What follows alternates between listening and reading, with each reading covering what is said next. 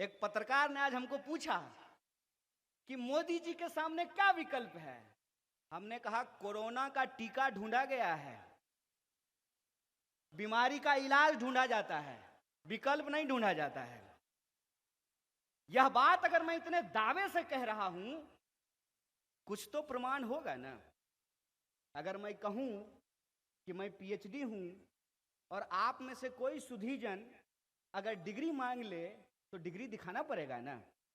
प्रधानमंत्री तो है नहीं कि बिना डिग्री दिखाए काम चल जाएगा। हो सकता है कि शकल से आपको बेवकूफ लगता हूं, लेकिन मैं हूं नहीं।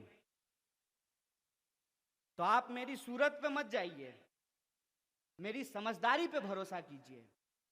मैंने इस देश का इतिहास बड़ी शिद्दत से पढ़ा है। मैं प्रधानमंत्री की तरह इतिहास में फेल नहीं हुआ हूं। मेरा मार्कशीट देख सकते हैं आप।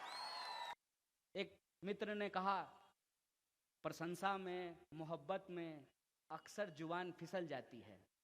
कभी कभी आशिक कहता है कि झील सी आंखें हैं। आंख ही है भाई, झील नहीं है। तो ऐसा होता है, प्रशंसा में हम अतिशयोक्ति कर जाते हैं, ये दिल मांगे मोर टाइप से।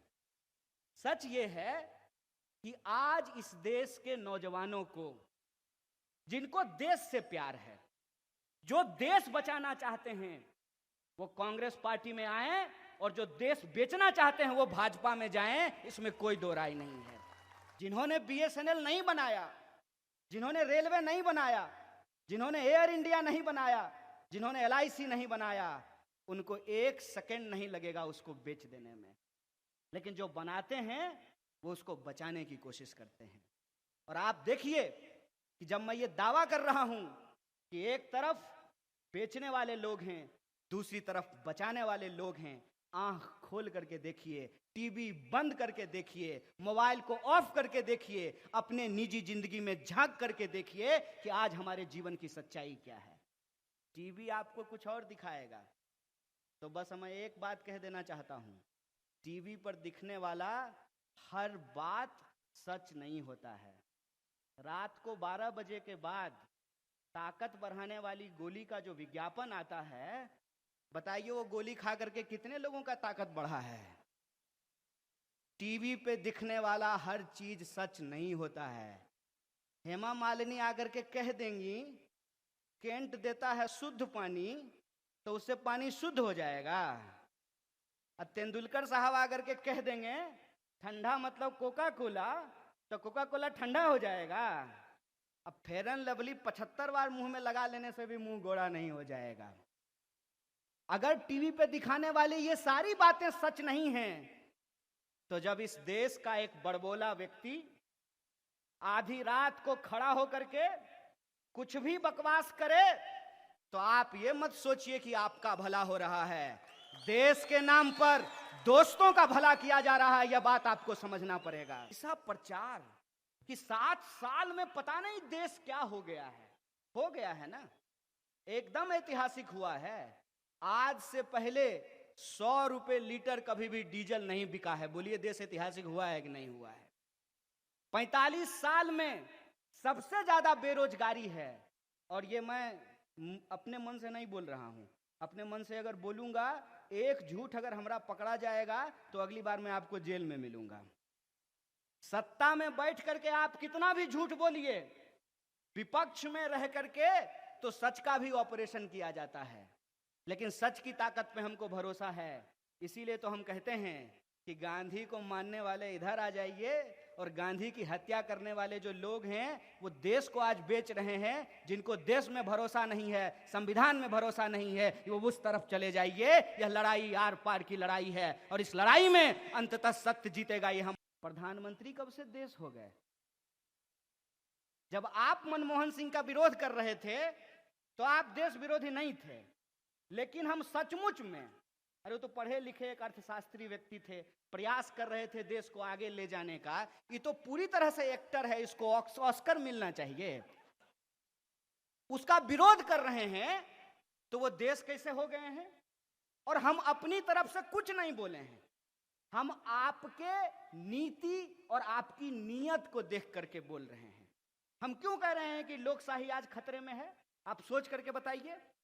पहले केंद्र में यूपीए की सरकार थी, उससे पहले एनडीए की सरकार थी, आजकल किसकी सरकार है? नहीं घबराइए मत, डरो, जोर से बोलिए, किसकी सरकार है? तो ये जो है, ये एनडीए यूपीए से एक व्यक्ति के नाम से सरकार कैसे हो गया? इसका अगर आप असली हाल जानना चाहते हैं तो प्राइवेट में कभी गडकरी साहब से मिल लीजिएगा, पक्का पता चल जाएगा, पक्का पता चल जाएगा। मैं बता देता हूं आपको, नेहरू जी को जब प्रधानमंत्री बनाया था, नेहरू जी इस देश को क्या दे करके गए हैं? अगर वो दे करके नहीं जाते, अगर आप कहते हैं, आपकी बातों में सच्चाई है, हालांकि हमको भरोसा नहीं है, कि मैं रेलवे प्लेटफॉर्म पे चाय बेचता था, तो आप चाय नहीं भी बेच रहे होते, आप देश के प्रधानमंत्री नहीं बनते कि उस प्लेटफॉर्म को बेचने का आपको अधिकार मिल गया होता। ये नेहरू की काबिलियत है, ये लोकतंत्र की ताकत है ना, कि एक साधारण परिवार का व्यक्ति खड़ा होकर के देश के प्रधानमंत्री के बारे में बोल सकता है। ये लोकतंत्र की ताकत है ना, ये लोकतंत्र की ताकत है ना, कि गरीब का बच्चा भी देश का प्रधानमंत्री बन सकता है। ये लोकतंत्र की ताकत है ना। और उस लोकतंत्र को बनाने वाला जो इंसान है नेहरू, उस इंसान के बारे में दिन रात आप व्हाट्सएप पे गलत मैसेज फैलाते रहते हैं। अभी वादा पूरा नहीं कर पाए हैं तो उन सवालों का जवाब देने के बजाय कहते क्या है? अच्छा तो ये बताओ, मोदी नहीं तो कौन? तुम्हारे फुफ्फा मोदी नहीं तो कौन? ये बात पहले पूछे थे, मोदी नहीं तो कौन? लोकतंत्र में कभी भी विकल्पहीनता की स्थिति नहीं होती है, लोकतंत्र में विकल्प होता है। लोकतंत्र अगर बचेगा तो अपना विकल्प भी ढूंढ करके निकाल लेगा। इनकी साजिश ये है कि ये अभी केंद्र सरकार को मोदी सरकार बोलना शुरू किए हैं, एक एक करके इस देश के इंस्टीट्यूशंस के ऊपर अटैक कर रहे हैं। और मैं आपको गिनती के साथ बता सकता हूं, पार्लियामेंट की एक भी कमेटी काम नहीं करती है। किसान बिल जब आया तो क्या किसान बिल को किसी भी पार्लियामेंट की कमेटी में भेजा गया था?